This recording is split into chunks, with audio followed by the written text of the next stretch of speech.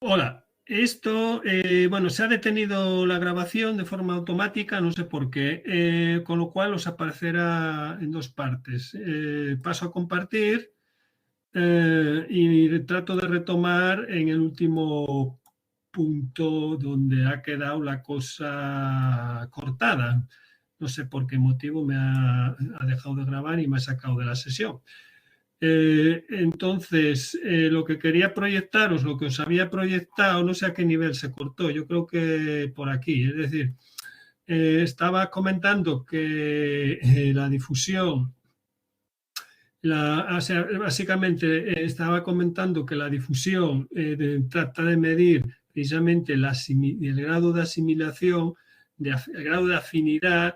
Sabemos que la sangre tiene mayor afinidad por el monóxido de carbono, por lo que lo vemos en esta época con los braseros y con las calefacciones, las malas combustiones que generan monóxido de carbono, y es un gas que no se huele y por lo tanto es muy fácil de que estemos inhalando y como la sangre tiene esa afinidad y tiene prioridad por recoger el monóxido de carbono celular y llevarlo al pulmón para ser sacado, expirado, ese fenómeno natural, biológico, de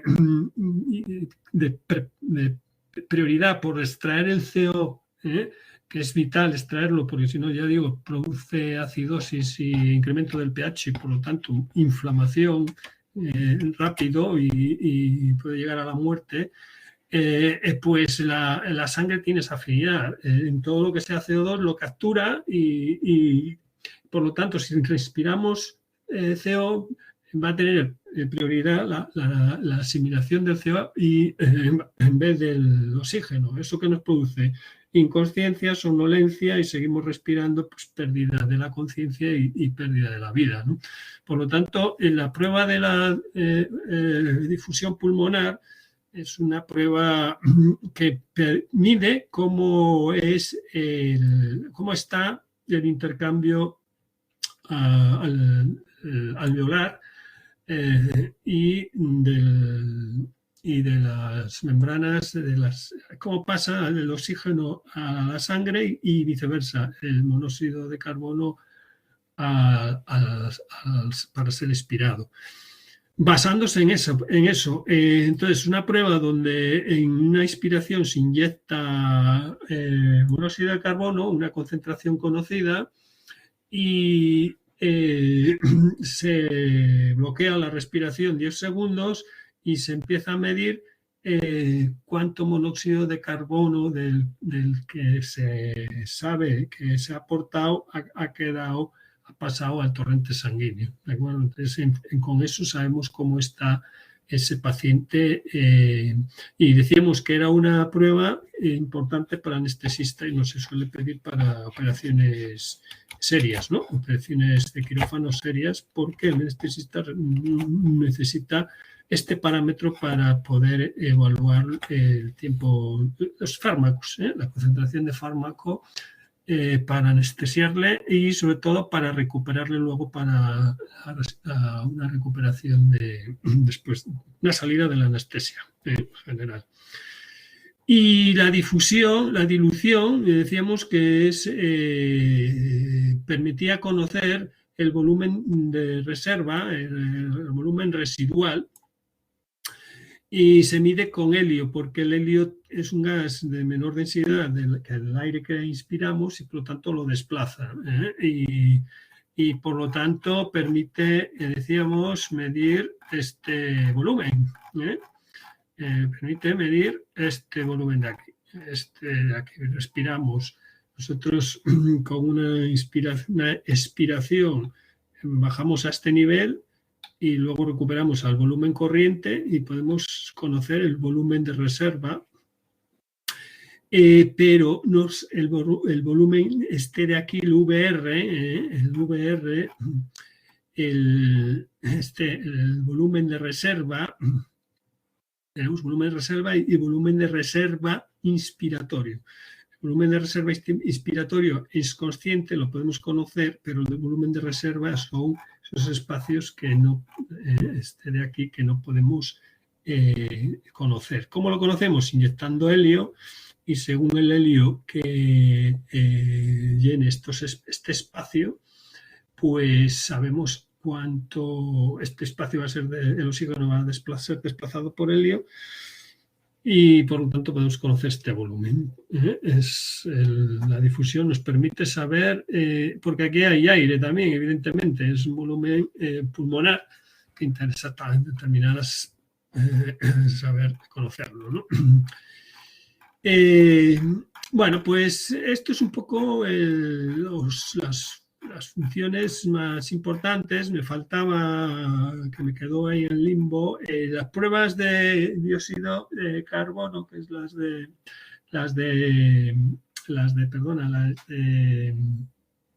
fracción de las de óxido nítrico, que esta es una prueba también muy interesante, sobre todo para determinar grados de inflamación de las vías aéreas altas o pulmonares o alveolares, ¿de acuerdo? El óxido nítrico es una prueba, llamamos FeNO, que permite determinar qué concentración de nitrógeno se genera. Sabemos que la inflamación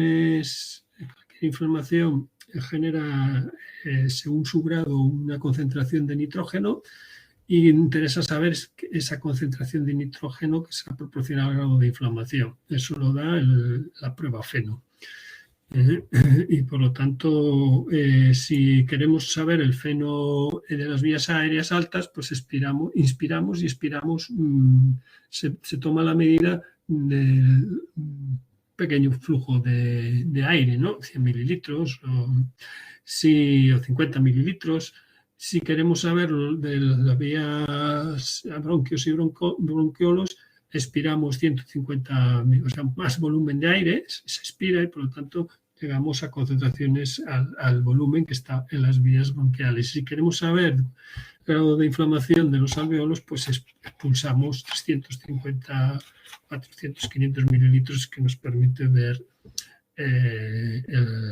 la concentración de nitrógeno que se genera debido a esa inflamación.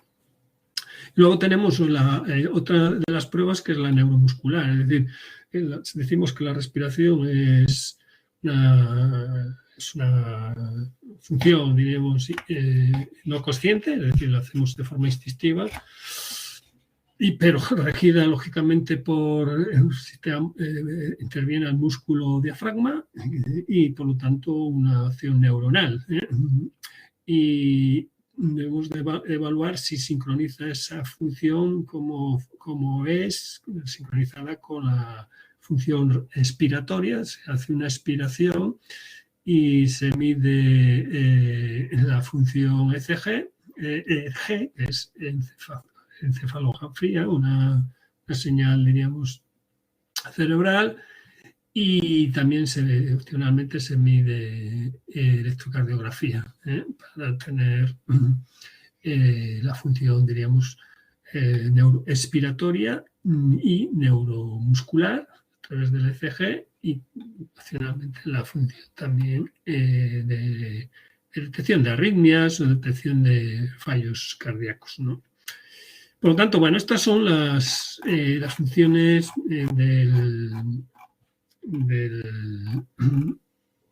las funciones, diríamos, los equipos de función pulmonar, ¿no? Los parámetros que miden, nos permiten diagnosticar, son las pruebas de función pulmonar que nos permiten diagnosticar patologías de distinta índole, como hemos visto, y hay unos parámetros, que es el volumen tidal, que es el volumen, diríamos, que es el volumen corriente, el volumen, a ver, ¿dónde está? Que he perdido las curvas, había unas curvas aquí, ¿veis? Aquí el volumen tidal, todo el volumen el volumen corriente, es lo que llamamos volumen tidal. La capacidad vital es todo esto, es consciente, es decir, lo que yo inspiro, lo máximo inspirado, y a partir de ahí es el volumen hasta la que me vacío de forma consciente durante 4 o 6 segundos. Es la capacidad vital, ¿no? Forzada en este caso, porque es un término consciente, ¿no? El volumen de reserva inspiratorio, esto es el volumen tidal, el volumen corriente, y el volumen de reserva inspiratorio es lo que yo pues, soy capaz de llenar al máximo mis pulmones. Estos son algunos de los parámetros que aparecen luego en las pruebas de función pulmonar. Y bueno, pues la capacidad total pulmonar, que es lo que determina la dilución. La dilución al medir el volumen de reserva, pues permite la dilución permite medir la capacidad residual funcional. Y por lo tanto también la capacidad total. Está la cabina pletismográfica que permite también medir los volúmenes con mayor precisión,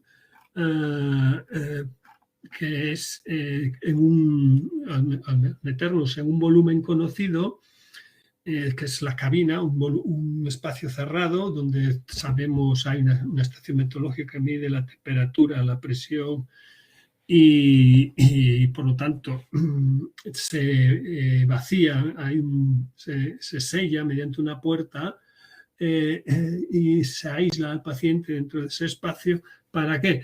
Para conocer con todo detalle cómo el espacio, al hinchar los pulmones, desaloja un volumen, ocupa un volumen, y al expirar, pues cambia ese volumen y se mide dentro de ese espacio controlado, libre de corrientes externas, libre de cambios de temperatura. Sabemos que el aire es un gas perfecto y por lo tanto es muy influenciable por la temperatura y por la presión. Por lo tanto, para tener una mayor referencia, se mete al paciente dentro de una cabina. Vale, perfecto. Pues nada, esto es un poco en aquellos casos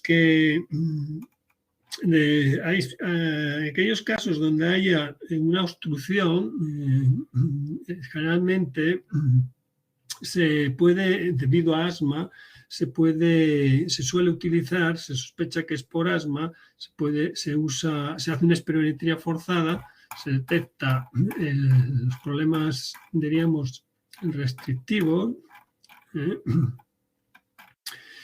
se detectan este tipo de problemas realmente, y si es debido a asma, pues se guarda esta curva, se le aplica el broncodilatador, un Ventolin, un salbutamol o alguno de estos, y por lo tanto a los 30 minutos, 15-30 minutos, 10-15, se repite otra vez la espirometría.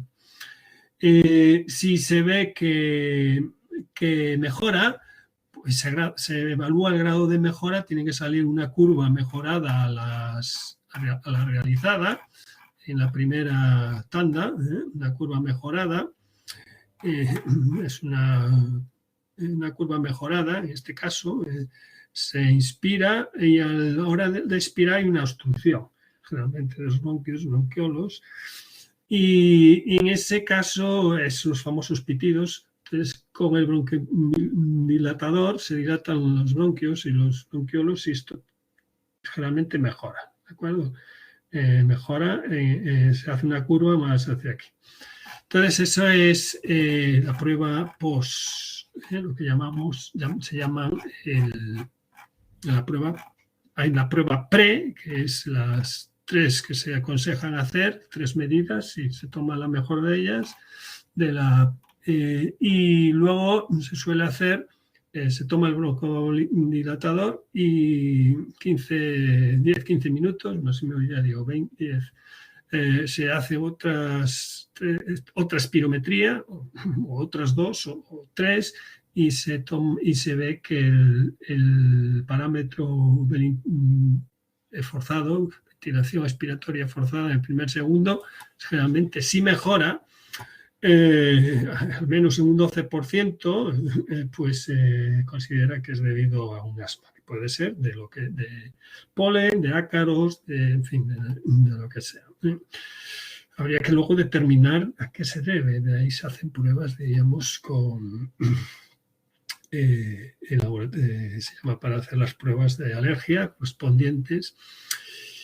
Vale, entonces vemos un informe de una espirometría bastante completa, y entonces vemos pues parámetros pues, después de hacer una prueba. Generalmente se hace con equipos, diríamos, se hace con equipos de este tipo. Vamos a ver aquí el flujo volumen. Se hace con equipos de este tipo. Este es un equipo, es un fabricante italiano, SMIR, pero en España tenemos a Sibelmet, que también es pues uno de los principales fabricantes de espirometría, pues de índole para médicos de familia, para prevención, para especialistas también. Pero bueno, no son equipos, diríamos, depende de la gama, hay varias gamas. Diseño funcional, tecnología fácil, generalmente son de turbina, como veis aquí. Es una turbina que mide el flujo de aire y por lo tanto, y según el flujo gira a una velocidad, como veremos a continuación. Y tenemos distintas gamas, una básica y otra más completa, que permite medir pues la capacidad vital forzada total, el flujo en el primer segundo, y la relación de estos dos, el pico expiratorio, el pico expiratorio del flujo, en fin. Y en este caso es más completo porque mide también el grado de oxigenación, con lo cual pues son dos parámetros que se complementan fundamentalmente, porque mide volúmenes inspirados y expirados y cómo oxigenamos en la extremidad, ¿no? Todos estos están gestionados por un... Bueno, esto como vemos aquí, básicamente, así en plan rápido, como digo, veis, tenéis el equipo con la opción de pulsiosímetro y las turbinas. Estas turbinas la hay que es reutilizable, es decir, que después de usarla tenemos que esterilizarla. Se usa con un filtro, lógicamente, el filtro paciente, un filtro de NEPA que filtra para evitar que lo inspirado y expirado pasa al equipo, es decir, para aislar de posibles infecciones hacia el siguiente paciente. Y en cualquier caso, en determinadas zonas hospitalarias donde sospechamos que haya posibles infecciones, pues es mejor hacer turbinas desechables, ¿no? Veis aquí la turbina, esta gira en función del flujo, el paso del aire. Vale, pues nada, voy a toda pastilla. Aquí hay un montón de parámetros. Esto lo tenéis colgado todo en el link del manual. Se manejan, son equipos que se pueden manejar conectados a un software o simplemente manejar el equipo en sí con la turbina colocada. Podemos hacer espirometrías sin estar conectado al software. Solamente tenemos que indicarle identificar al paciente talla, peso o edad como mínimo para hacer un correcto uso de los teóricos que marcan las sociedades científicas. Y luego, una vez indicado el paciente, tipo de paciente, incluida la etnia, pues realizo la espirometría. Pulso aquí y me preguntará la espirometría. Si tiene pulsosímetro, para capturar la medida del pulsosímetro, y nos dará, pues lógicamente, ya digo, toda esta literatura os dice la precisión y demás. Bueno, hay un montón, aquí tenéis un catálogo Lo más típico, ya digo, estos pueden funcionar de forma aislada y luego cuando llegan al ordenador basculárselo por cable, por USB o bien a través de Bluetooth. Hay modelos que incorporan Bluetooth y por lo tanto pues transferir al programa hospitalario, al puesto en el PC, entonces, ¿qué tiene? Pues tiene una base de datos donde van a aparecer la persona a la cual le hemos hecho la prueba. Veis aquí el nombre de la persona, no se ve, pero bueno, aquí es nuestra base de datos, ¿de acuerdo? Damos de alta a un paciente nuevo, buscamos por nombre y apellido o por número de historial de médico y podemos ver las pruebas que ha hecho ese paciente en determinado día. Tenemos el histórico de otras pruebas, de otras visitas y, bueno, y una vez identificado el paciente podemos hacer una capacidad vital forzada, que es la típica de siempre, un volumen corriente, máximo volumen, volumen respiratorio normal, medir incluso, nos dará si lleva pulsiosímetro la pulsiometría, es decir, poder imprimir, en fin, todas las características propias de un software médico en este caso. Y aquí nos aparecen las curvas, los valores de la prueba, el teórico, el pre-1, el tanto por ciento que ha dado el paciente sobre ese teórico en la primera prueba, la prueba 2 y así, es decir, todas las pruebas se dice que se hagan tres pruebas como mínimo para hacer una media aceptable, ¿no? Por eso aquí os aparecen tres curvas, una en violeta, otra en gris y otra en verde, ¿de acuerdo? Son las tres inspiraciones y expiraciones. Entonces el software nos da la mejor, ya detecta la mejor y podemos imprimirla, podemos transferirla a un PDF, podemos transferirla al historial médico, al GIS, en fin. Todos estos software médicos suelen tener una base de datos que también hay que indexar de vez en cuando, que hay que hacer la copia de seguridad, en fin, todas estas cosillas propias del software de las bases de datos. Evidentemente, como sabéis, las bases de datos soportan más los apagones así en caliente y porque se quedan desestructuradas y son uno de los principales problemas de los softwares médicos, ¿no? De equipos médicos que llevan cualquier equipo médico que tenga que haga pruebas, tiene una base de datos de identificación del paciente, como acabo de decir, y de relación de pruebas que ha hecho a lo largo desde su alta, su primera visita. Y bueno, como veis, este es un software, pero podría ser cualquier otro, de Medisoft, de Fusion, de Jagger, en fin, que son compatibles HL7, que son compatibles con los MR, es decir, este es el GIS, MR es otra forma de llamar GIS, los registros médicos electrónicos en el servidor del hospital.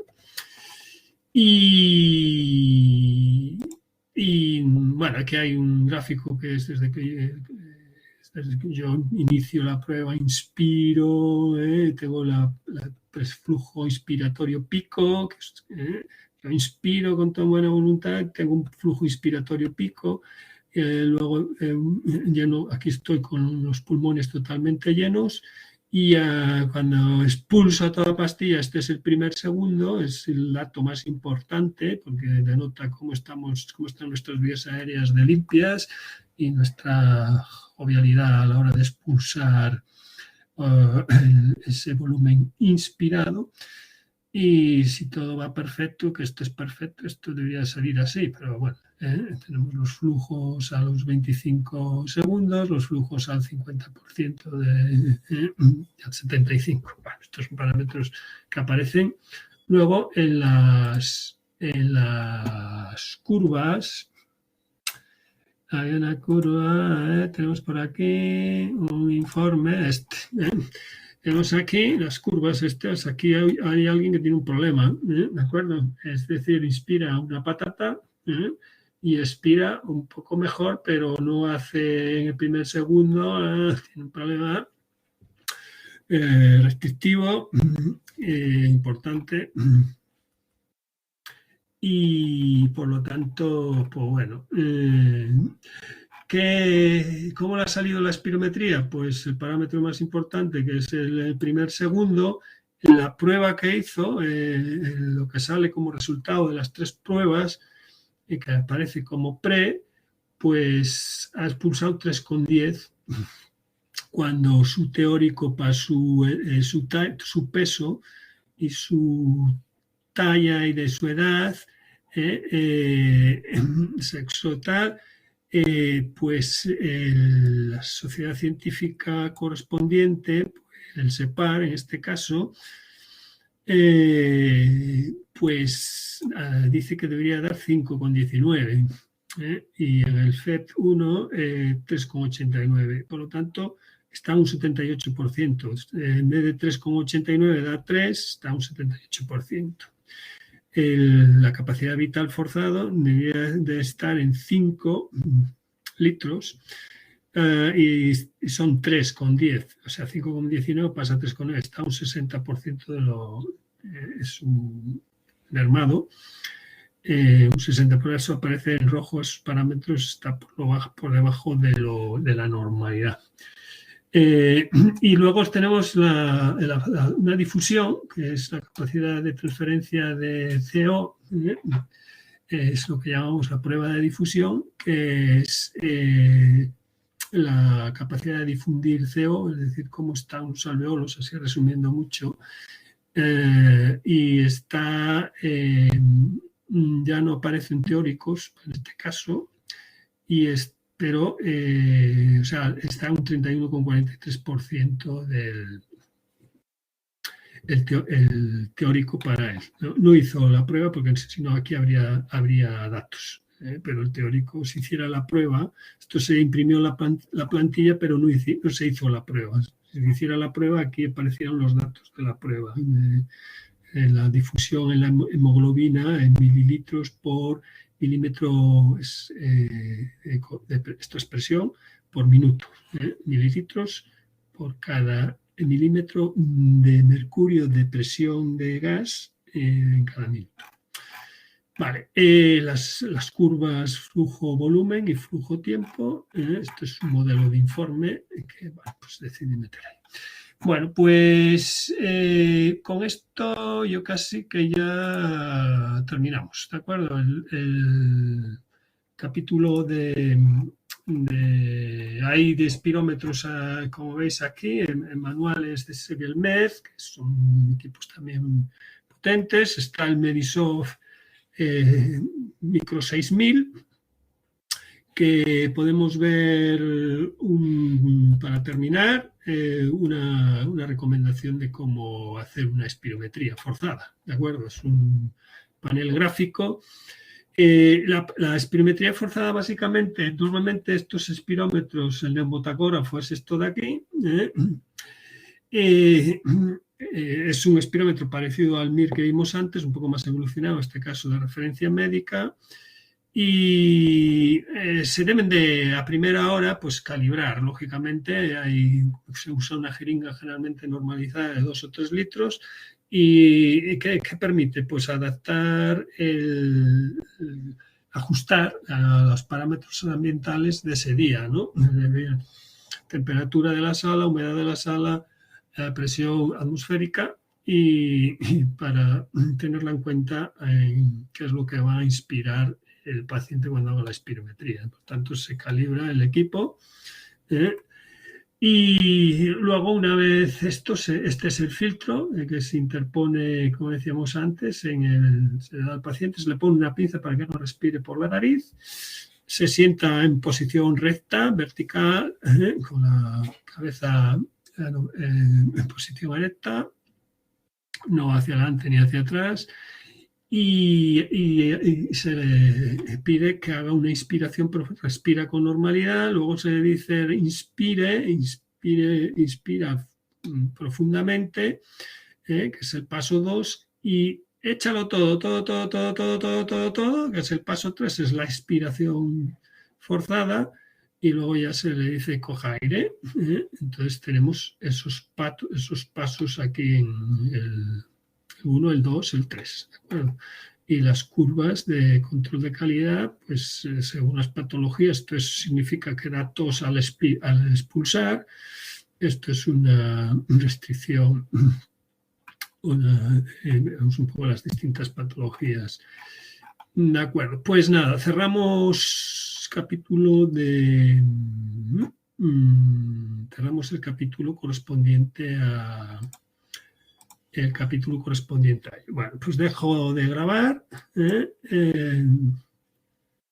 Dejamos de grabar, bueno, hasta la próxima sesión. Hasta luego.